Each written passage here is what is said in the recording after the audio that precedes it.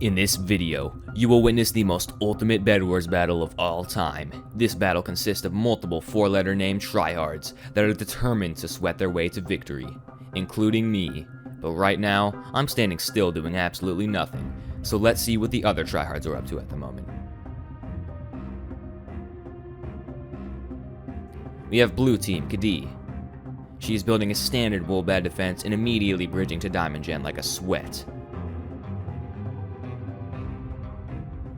Next, we have green team Saraz. He has already built his bed defense and is bridging a 64 block gap all the way over to yellow team like a true tryhard. Now, we have the most important player in this Bedwars game, Tqgg. She plays an incredibly vital role in the epic ending of this ultimate Bedwars battle. As we can see here, she is purchasing items from the shop in order to maximize what she has at disposal to help herself get the win. After some critically important thinking, she decides to invest in a wood bed defense, likely spending 4 golden ingots. Later on, we will find out whether or not this bed defense is worth the price. This player is undoubtedly going to make an impact in this ultimate Bedwars battle, but unfortunately, we may never know her true skill. NABT is another contender, making the count of tryhard 4-letter names in this Bedwars lobby become more than half of the total players.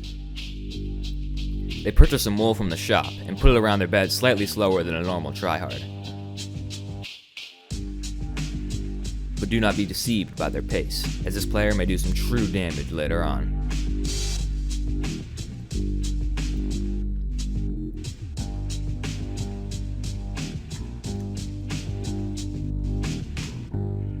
Cutting back to me, I finally moved from my spawn point into my generator to collect some resources. I attempt to make a wool bed defense like a regular human being, but I mess up in placing the blocks and make myself look like a complete moron.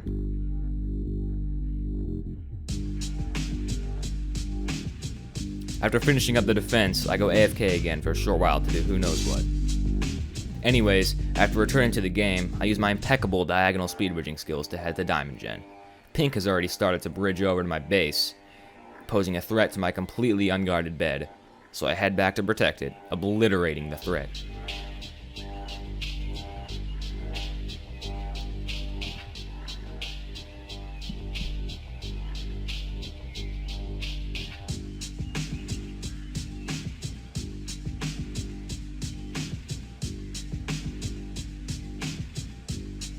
Miserly, another important player in this ultimate Bedwars battle, is currently destroying NABT so bad that I had to use 2 camera angles to capture it.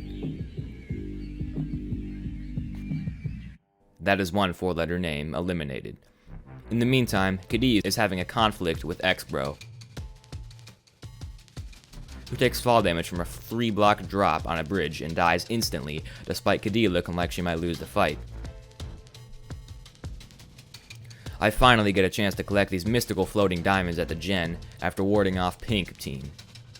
Battles all around the map are really starting to heat up at this point, with Saraz and Tqgg having a face-off.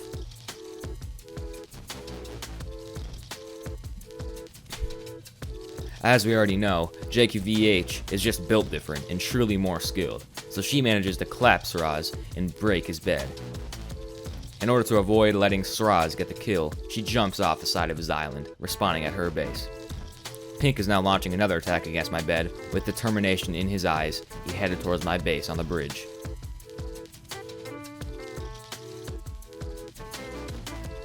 Their efforts are squashed.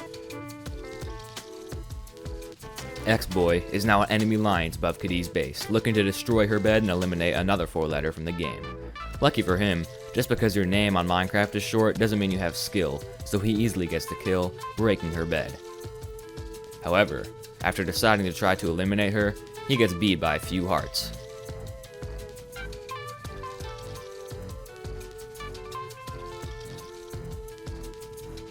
Tqgg and Saraz are once again facing off, this time at Yellow's base. Tqgg is desperate to protect her bed so she can stay in the fight, and Saraz is looking to take out another high-profile target. It looks like we lost yet another player due to fall damage, so that's another 4-letter out of the game, leaving just me, Tqgg, and Tqgg as the last remaining 4 letters. Miserly, who broke Pink's bed and is now heading towards my base on Pink's bridge, is hungry for more. Too bad for him, I'm not as stupid as I seem, and I'm ready to ambush him as soon as he steps foot onto my grounds. This gives me a perfect excuse to spend some materials on endstone to upgrade my bed defense. I wasn't about to lose to some TNT nerd or anyone without a pickaxe. It's time to start heading to mid. Emeralds are the best possible resource you can have when you are this late into the game. Diamond armor, ender pearls, and obsidian are just a few of the best things you can purchase with this elusive resource.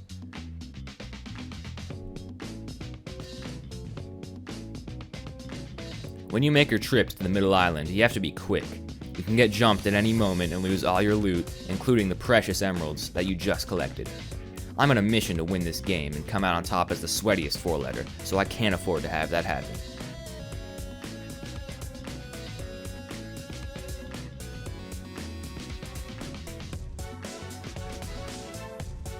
After finishing up my trip to the emerald generators, it was my time to spend them.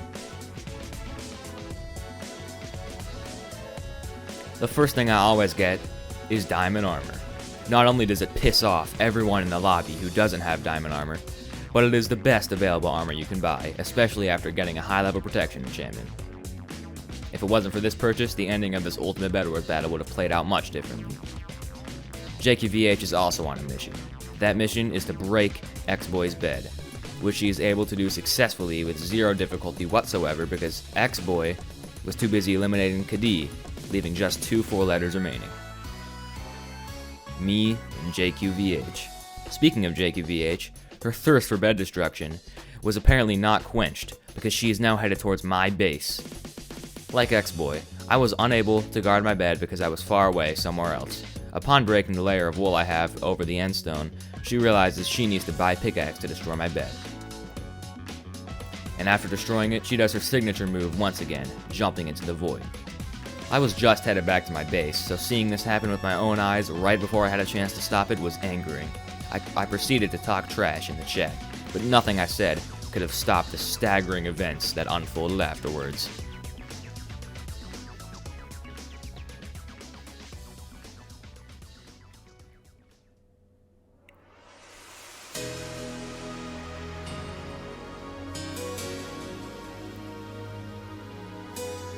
JQVH and Miserly had decided to make peace. Both players seemed to set aside their try-hard ways and put down their weapons, with Miserly simping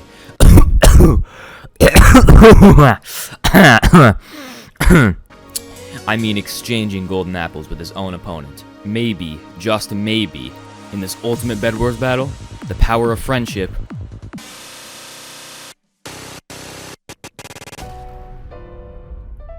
Miserly tried to trick me. He tried to act like we could be friends. He thought he could end me when I least expected it. But I was prepared.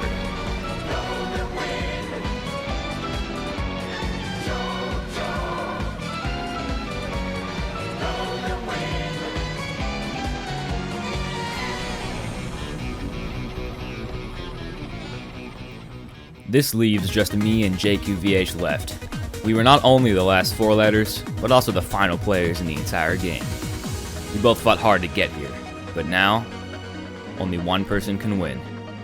We could have all won if Miserly didn't try to pull a fast one on me. The power of friendship had failed. Or so I thought.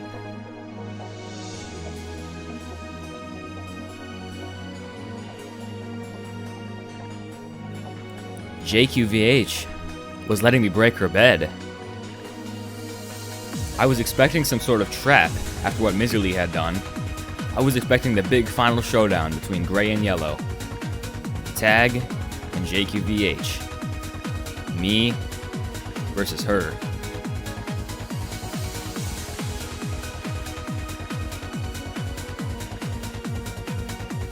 That's not even close to how it ended up though.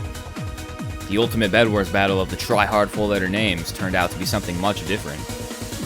I learned something valuable from this game, and it's something I would have never expected to get out of Bedwars.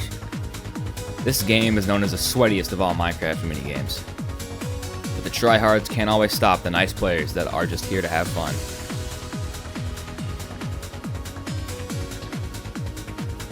Sometimes, no matter how heated the battle is, both sides can put down their weapons and remember that we're all human.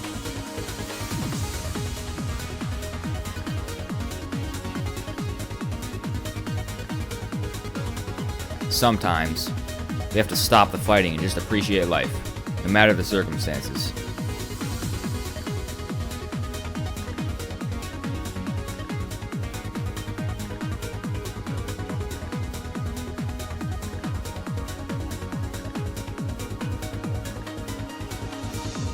Sometimes, it's best to just embrace your differences and make friends with your enemies. After all, when the conflict settles, you might be the only ones left for each other.